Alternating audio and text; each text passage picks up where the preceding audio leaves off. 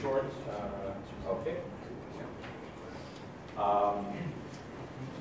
This is the scene here in Damascus, May 6, 1916. And as many of you know, I'm sure, that the Jamal Pasha, who was referred to today in a little bit maybe in a more positive fashion, ordered the hanging of mainly journalists, actually.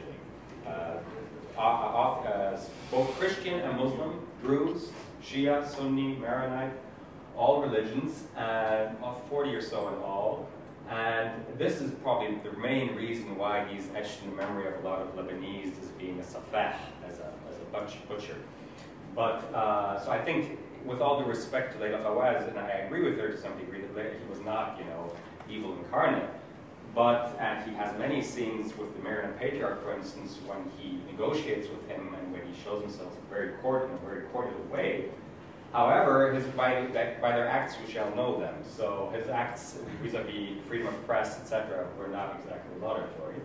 And this, of course, preceded already before we had in 1909, for instance, there was a very restrictive Ottoman press law.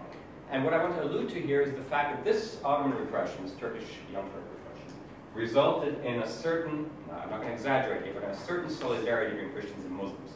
Between Muslims who usually were still agitating for unity with Syria, trying to revive the old Arab glory of the empire, and between Christians who were inclined to work with the French and to have an independent Lebanese state. If you actually look at the protagonists on both sides, and I'm not going to go into all the groups because there's a myriad group of papers and activists, but this is basically sort of the division that you have.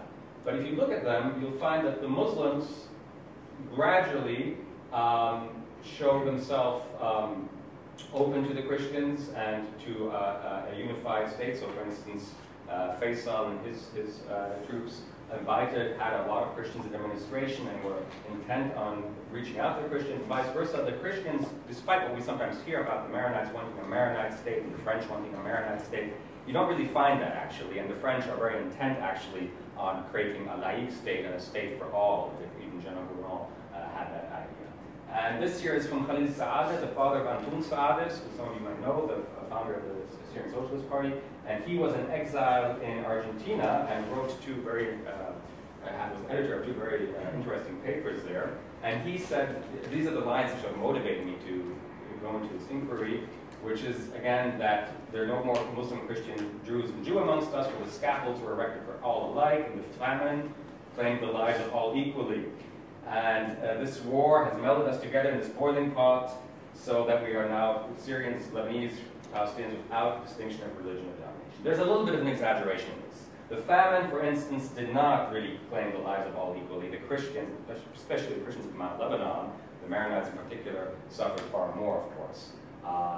But it's true that Jamal Pasha, again, you go back to him, also arrested Shia leaders, also arrested Sunni leaders, and there was a kind of a precedent set there for what happens today in Lebanon. If there's an execution in Lebanon, some of you might know this, you cannot really execute just a Sunni or just a Maronite. You always have to be equal in that regard too. And this was actually started also under Jamal Pasha when he, for instance, the two Khazin brothers, he then had who were Maronite. There were two journalists. He also had us then execute two Sunnis to keep that equality as well. So that's a certain kind of equality, but equality in death, I guess. There is a debate in Lebanese historiography, some of you may be familiar with, launched to some degree by Osama Makdisi, who stipulated that it's the Europeans who created sectarianism in the Middle East, and without the Europeans, you really wouldn't have had the sectarianism we know today. I disputed that very many, and I'll show you why now as well. And you have here Hamid Faranjia, one of the deputies, was responsible for the framing of the Lebanese constitution in 1925-26, who basically gainsayed that claim. And if you, in fact, look at Lebanese history, you find, and this is important later for World War I, we'll see as well, you find that there was an emirate, of course, in the 17th century by Fakhreddin, which is basically, the confines of which sort of overlap with the current republic. And why is that important? Because in World War I, when the discussion was what kind of state do we want after the collapse of the Ottoman Empire, a lot of the groups, especially Christians, refer back to this emirate and said this is the natural Lebanon, so to speak. There's the Grand Liban, the Petit Liban, but this was the idea that this was the state, and this is where I conflict with Makdisi. Makdisi says before the 18th, 19th century there was no sectarianism. Well, if you look at the history books here, of course, before that, the Shia and the Mamluks massacring the Shia, you can go back to the beginning of Islam, obviously the beginning of Christianity, the Catholics, as soon as you have sex, you have sectarianism. It's a trivial observation. But the point is, Fakhreddin was a proto-secular leader. He was someone who was the first Sunni leader to employ, for instance, Shia in his army, and Christians, and etc. So this is important because if you don't recognize this, you won't understand that sectarianism and secularism, or proto-secularism in this sense, exist side by side. And he was indeed then, of course, executed by the Ottomans in 1635 for basically insubordination to the Porte. We have in the 19th century, and some people liken him to Rafiq al-Hariri, because if you recall Rafiq al-Hariri, we don't know exactly who assassinated him, but the claim is that Syria did it. And if that was the case, Fakhreddin was also challenging Damascus, because the Ottoman wali was in Damascus, always challenging Fakhreddin. So you have this debate, this conflict between Lebanon and Syria, which goes back a long time. In the 19th century, we have Ibrahim Pasha, son of Muhammad Ali, who also tries to establish a non-discriminatory state. And then that, after fails, after the Treaty of London, in fact, 1840, there is another eruption of Druze Maronite clashes in 1860, which leads to people like Bustani calling for, again, a kind of order which is civil. And this is, again, this dialectic I want to allude to, which is always there. The dialectic of sectarianism and secularism. You have sectarian forces all the time. You also have secular voices coming out. And this is very much true for World War I as well. Here, where Khalil Saada, whose son then became one of the leading secularists of Lebanese history, emerges, and many people, others like him, who was both against the French and against the Ottomans. He thought that the opposition to the Ottomans was largely infiltrated by French secret services, that the papers were being paid off by them, which is all true, of course, and this is why these people were hung, right? Because they found the documents in the very offices of a certain George Picot in Beirut, which implicated a lot of the opposition figures of having ties and even being financed by the French state. This is one of the papers I've been looking at recently. There's so many papers, unbelievable. It's much greater diversity than today, much greater quality, I would say, as well. This is a Marad founded, again, by a very similar person, comparable to Khalil Saada, Michel Sapour, and you see already the kind of entente cordiale, which has emerged. And I don't want to exaggerate it. I'm not saying this was the norm, but I'm saying something emerges there in the face of a common enemy, in this case Jamal Pasha and the Turkish oppression, which could be called a certain Lebanese unity. And people say Jamal Pasha, and this is Abdul Hamid II, the Red Sultan, that they're distinct. I think you can find many commonalities in terms of language policy. One of the things which really alienated also the Sunni Muslim Lebanese and Syrians was the fact that the Turks instituted Jamal Pasha, Turkish as the official language. That was also tried by Abdul Hamid II. So the centralization that was going on in Turkey, I think, is a continuum from 1876 down to the ascent of the Young Turks. So I don't think this division should be made too drastic. I think there's a continuity. Some people could say even to Mustafa Kemal Ataturk, who is just another, and now of course to Erdogan today, which I'll get to later. This is not a very pretty picture, but if you look at Daesh today and all these head-chopping contests that are going on in the region, it rings familiar. These are Sharifian troops, I think, in this period, and this is, so you see that the whole affair, because was a bloody one, and I don't have too much time, so I can't get into too many of the details. This is the famine that I referred to before. These are original documents of that. And then we have somebody like Khalil Gibran. So where did he fit into all of this? Because again, you have these two poles of Lebanese nationalism and Syrian or Arab unionism. And he combines them all. He says, I am Lebanese and proud of it. I'm not an Ottoman, and I'm proud of that. I am an Easterner, Syrian my desires, regardless of how much I admire Western progress. And again, I think people like Gibran, like Saada, like Sapour, and many others of them share this kind of sentiment.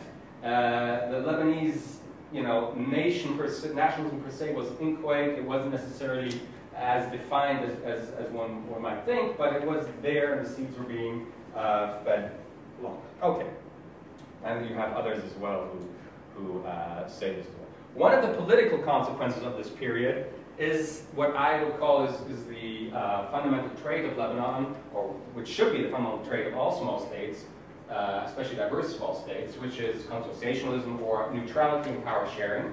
And this was actually the General Gourand and said, your diversity and your rivalries of race and religion are your weakness. Then one of the Lebanese delegations at the peace conference came up with this notion of neutrality and saying Lebanon does not fight and is not fought.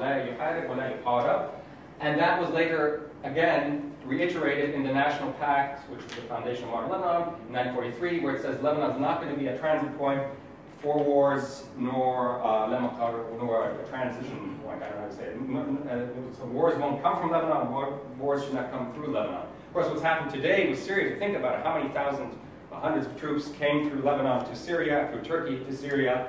So now, and before that, how many times have the Syrians, of course, invaded Lebanon and attacked Lebanon? That was violated many times. But the idea was, in principle, and still today being adhered officially by the Lebanese government, is to remain neutral amidst all this diversity, because that is always very difficult to realize. But I just want to refer to the fact that this, what we consider to be a sort of a fundamental trait of the current Lebanese political system, has a precedent in 1920 as well. And here you see the transformation. This is the commission which was ordered to form the Lebanese constitution in 1925, led by Michel Shiha, who really founded it. And you see here the flag in 1920 that they had, which illustrates this sort of hybridity of the Lebanese constitution. The Lebanese constitution is a mix between first 10 sort of articles, if you want, of the French constitution, or inspired by it, sometimes directly, and confessional concessions. And now, contrary to what we always hear, that it's the evil foreigner who introduced those confessional concessions in the Lebanese constitution, in fact, it was this commission, and I've looked at the whole documents and discussions in it, and some members, the majority of members, with one exception, insisted on confessionalism as being part and parcel of the system. You can understand it if you're a Maronite to some degree. You don't want to, after this famine, after this devastation wrought by World War I, where you lost 1/3 of your population in Mount Lebanon, you obviously don't want to be subjected to that again, and don't want to, for that reason, join a greater Arab pan-Syrian state. Even though, again, Faisal and others were constantly saying, no, don't be afraid, we will be open to the Christians and minorities. But still, so the confessional concessions are born of fear, if you want, and distrust, and they still remain to the very day. But to blame it on the French, I think, is a simplification of history. And here we have a rare picture of all the sects assembled. By the way, in 1920, I was just reading yesterday in the papers that the Maronite Patriarch refused to have a gathering of all the other sectarian heads because he saw himself as being superior. Jamal Pasha actually invited him and all the heads to a dinner, and the Maronite Patriarch then, Huayek, refused. This is fair, and in this situation, it's a very rare picture, by the way. It's not easy to find the whole thing. Oh, I'm repeating myself here. I have not much time. This is something, again, which illustrates what I'm talking about, this dialectic. Which are the two countries in the Middle East which are most inclined towards secularism or secular states? It's Lebanon and Iran. Why is that, in my view? Because these two states have faced the most severe sectarian war of all the other states. So once you're a burnt child, you tend to be more amenable to a solution beyond the sort of false promises of holy war and jihad. That, by the way, is Antoun Saada, the son of, and I don't have time to go into this, the son of Khalid Saada. Okay, let's go to today, because I think this is an important thing. You remember the French plan was originally, well, they had that for a while. They created Greater Lebanon. They also created the 4 other states, which then were integrated into a single Syrian state. And today, let me just go there because we don't have too much time.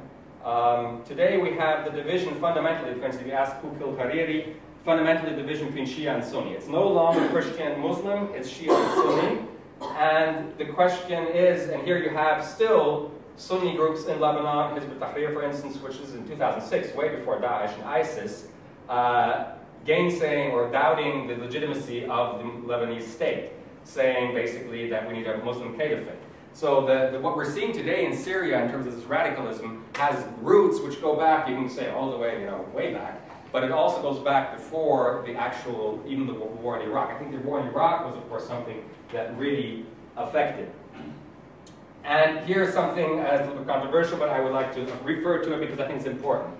The US has been basically taking sides in the Sunni-Shia conflict for now, more or less, well, it's sort of flirting with both sides, and Obama says that as well. But in the Arab uprising, it took sides with the Islamists. This is in Libya and elsewhere. And John Kerry, at that point, remember, in Congress, was saying that the Syrian opposition is all-inclusive, minority-protecting, and that there are only 10% or so of people who would not adhere to a secular state. Obama said openly, I think there's a distinction between the capacity for reach of bin Laden and a network that is attacking the US and jihadists who engage in various local power strokes. So the calculation is, okay, we have these beasts down there, they're fighting the Iranian beast, let them fight each other, and we have divide and rule. And that is something, of course, which goes back to a long time, to, if you want, to the British and French involvement in the region as well, although I think that today I think it's even more dangerous. So if we're comparing 2014 to 1914, what's the difference? The difference to me is in 1914, the direct involvement was there, but it was temporary. And today you have, maybe not US troops and French troops and British troops, but you're having active sponsorship of thousands of jihadists being coordinated through Turkey and elsewhere to foment this violence. So I think it's even more dangerous than in 1914 to some degree. Also Russia, etc., and Iran are there, and they're not going to give this up. This is a war of sort of survival, and there's no other way about it. Oftentimes when you talk about this, again, you have this notion either sectarianism is a Western invention, or the other notion that basically saying that it's their own fault. I think both are wrong, okay? So if Osama Maqdisi and others have, in the apologetic discourse in the region, the historians, etc., saying that it's the evil West that's concocted these things, it's nonsense. I think that doesn't go very far. I also think it's obviously nonsensical to say that there was no foreign involvement, especially since we have official statements and acts left, right, and center. And it's often used to cut off the debate on this kind of intervention, and it leads to the statements, for instance, that to say that they're their own fault. Something that about the press, when you evaluate press in 1914 and in 2014, it's always difficulty there as well. When I look at the papers, for instance, from the Ittihad al-Uthmani or the Dissent al-Hal or al-Mara, all these papers, some of them were working with the Ottoman authorities, some with the French authorities, some of them independent, but often they will not state the full truth because they're under a lot of pressure to repress matters. So if you're talking about Jamal Pasha, you want to find sources on Jamal Pasha, it's going to be very difficult because the official press was censored, and they would often say it in a more, even the patriarch himself would say things by ways of dissimulation to sort of avoid a harsher punishment. You're living in a reign of terror, so to speak. It's like under Saddam or Assad or whatever. It's very difficult to use this press. Now, the Western press has also been, left a lot to be asked for. For instance, we have BBC itself. When Hassan Nasrallah, there was a bombing in 2012 in the Beirut suburb. 50 or so Shia died. And Hassan Nasrallah went on TV and said, anyone who accuses the dear Sunni Ta'ifa sect is an Israeli agent. Because he didn't want to, obviously, from his Shia minority perspective, foment this Sunni sectarian fire. What does the New York Times and the BBC do? BBC says Hezbollah blames Sunnis for bomb, which is exactly the inverse of what he said. And here you see it. This sectarian is not Sunnis, blah, blah, blah. And the New York Times did the same thing. They later changed it a little bit, the title, but they still kind of put it in sectarian language, which is not, I mean, he might be sectarian in his inner heart and in his acts, etc. But in fact, he's trying to sort of avoid it. Same thing with Bashar al-Assad, of course, who has a Sunni wife who goes to Sunni mosques, who builds Sunni mosques all the time. So the sectarianism here is used, I think, by the press in an irresponsible way. And it is also used by the states in an irresponsible way. This is Maharri, one of the famous Arab poets who was hacked by ISIS, or Jabhat al-Nusra, I think it was. And the Israeli ambassador openly said that when he asked, you know, do you actually, we always wanted sort of, we preferred the bad guys who weren't backed by Iran to the bad guys who were backed by Iran. And that was the case even if the other bad guys were affiliated to Jabhat al-Nusra al-Qaeda. That is the position we had well before the outbreak of the hostilities. With the outbreak of hostilities, we continue to want Assad to go. And indeed, they bombed, you know, Syria about 8 times, and they've never bombed Jabhat al-Nusra so far. But they might change eventually. For Lebanon, 3 options remain, the same 3 options that remained in 2014. Then it was the idea, do you want a small Lebanon up here, or do you want the big Lebanon that we have here? They decided the big Lebanon for many reasons. One was historical, because of Fakhreddin, the original emirate, but the more important reason was because of the grain. They wanted to have the fertile valleys here, which are, of course, if you have the mountain here, and this is all open, in a sense, part of Syria, if you want, but the valleys here were necessary to prevent a further famine, which we had in the First World War. So this is the idea. If you want to divide this now in sectarian terms, it's going to be messy, it's not going to work in my view, and it's also what we have for the whole region as a whole, if you want to, you know, divide this even more in different regions.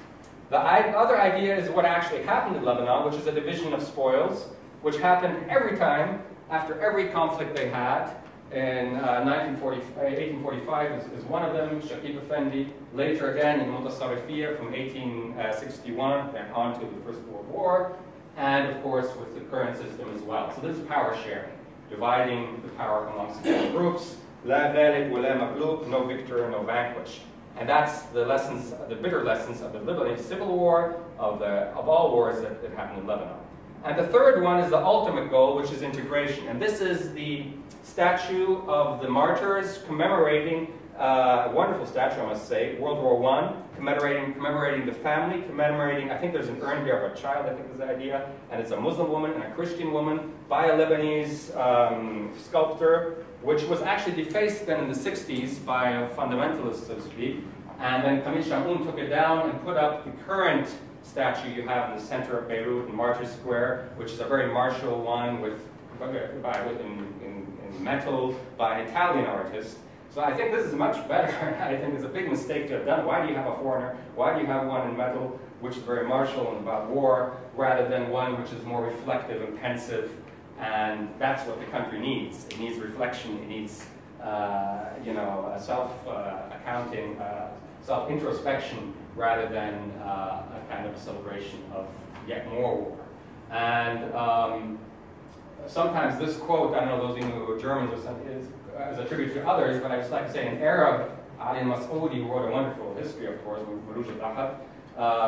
said this, and I hope it's not true. This is from a recent situation in Egypt, I think, where a little Muslim girl drew a mosque consoling a church. This was after the Ikhwan uprising, or a counter coup, if you want, against the Ikhwan, when the churches were burnt. So she did that, and I think that is a hopeful sign. This is after the Hariri assassination, when you had the biggest demonstration in Lebanese history from all sects, with the exception to some degree of the Shia. So only very few Shia, mainly Sunni and Christian.